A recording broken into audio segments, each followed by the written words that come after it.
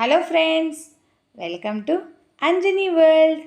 ఈరోజు సొరకాయతో ఒక స్వీటుని అలానే ఒక హాటుని మనం ప్రిపేర్ చేసుకుందామండి. సొరకాయతో వడలను ప్రిపేర్ చేస్తే చాలా రుచిగా ఉంటాయి. ఈ వడలు పైన క్రిస్పీగా లోపల చాలా సాఫ్ట్గా తినడానికి చాలా రుచిగా ఉంటాయండి ఈ వడలు.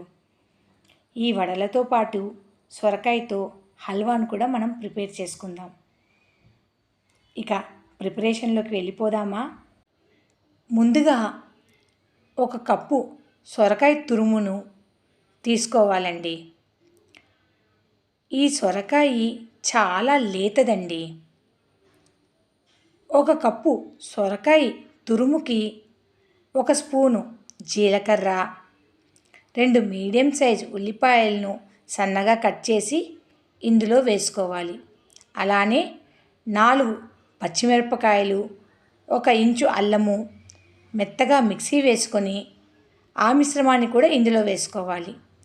కొద్దిగా కరివేపాకు, కొద్దిగా కొత్తిమీరను కూడా సన్నగా తరిగి ఇందులో వేసుకోవాలండి.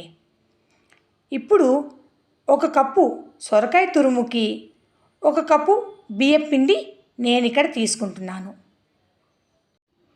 రుచికి సరిపడు ఉప్పును ఇక్కడ యాడ్ చేయాలండి.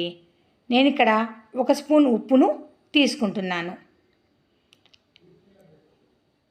ఈ మిశ్రమాన్ని బాగా మిక్స్ చేసుకోవాలండి. ఇక్కడ సొరకాయ లేతది కాబట్టి నీరు ఎక్కువగా ఉండడం వల్ల నాకు 1 కప్పు బియ్యం పిండి కన్నా ఎక్కువ పిండి పట్టిందండి. నేను ఇక్కడ 3 స్పూన్ల బియ్యం పిండిని ఎక్స్ట్రాగా యాడ్ చేస్తున్నాను. అదే సొరకాయ ముదురుదైతే 1 కప్పు సొరకాయ తురుముకి 1 కప్పు బియ్యం పిండి సరిపోతుందండి. నాకు ఇక్కడ సొరకాయ లేతది కాబట్టి పిండి ఎక్కువ పట్టింది. ఇక్కడ మనం గమనించవలసినది ఏంటంటే సొరకాయని బట్టి పిండిని మనం కలుపుకోవాలి. ఇక్కడ 1 కప్పు సొరకాయ తురుముకి 1 కప్పు పైన 3 స్పూన్ల బియ్యం పిండి సరిపోయిందండి. పిండిని బాగా మిక్స్ చేసుకోవాలి. ఇలా ముట్టుకుంటే చేతికి అంటుకోరాదు. అలా మనం పిండిని బాగా కలుపుకోవాలండి. ఇప్పుడు వడలు వేసుకోవడానికి పిండి రెడీ అయిపోయింది. స్టవ్ వెలిగించి ఒక బాండీ పెట్టి అందులో డీప్ ఫ్రైకి సరిపడు ఆయిల్ని తీసుకోవాలి. చేతిని తడి చేసుకొని పిండిని తీసుకొని చక్కగా వడల్లాగా మనము సెట్ చేసుకోవాలండి. ఇక్కడ చూపిస్తున్నాను చూడండి. అలా వడల్లాగా మనం ఒత్తుకున్న తర్వాత ఆయిల్ హీట్ అయిన తర్వాత ఒక్కొక్కటిగా అందులో ఈ వడలను వేసుకోవాలి. వడలను మరీ పలుచగా ఒత్తుకోకూడదండి. మినప వడలను మనం ప్రిపేర్ చేసుకుంటామే అలా మనము వడలను ఇక్కడ వేసుకోవాలి. అలా వేసుకుంటేనే వడలు పైన క్రిస్పీగా లోపల సాఫ్ట్గా ఉంటాయి. ఈ వడలను గోల్డెన్ కలర్ వచ్చేలాగా వేయించుకోవాలి. ఇక్కడ చూడండి, వడలు ప్రిపేర్ అయిపోయినాయండి. పైన ఎంతో క్రిస్పీగా లోపల చాలా సాఫ్ట్గా తినడానికి చాలా రుచిగా ఉంటాయండి ఈ వడలు. సొరకాయ వడలను ఉదయము టిఫిన్ కింద కూడా మనం ప్రిపేర్ చేసుకోవచ్చు. అలానే సాయంత్రం స్నాక్స్ కింద కూడా మనం తీసుకోవచ్చండి. చాలా టేస్టీగా ఉంటాయి ఈ వడలు. చట్నీ కూడా అవసరం లేదండి. ఉత్త వడలే మనం తినేయచ్చు, అంత బాగుంటాయి అన్నమాట. ఇప్పుడు మనము సొరకాయ హల్వాని ప్రిపేర్ చేసుకుందామండి.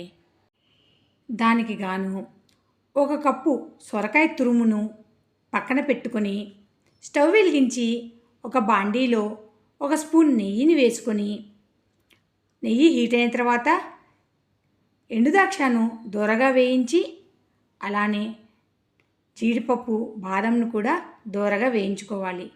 అదే నేతిలో సొరకాయ తురుమును కూడా వేసుకోవాలి. సొరకాయ తురుమును వేసి లో ఫ్లేమ్లో పచ్చివాసన పోయేంత వరకు వేయించుకోవాలండి.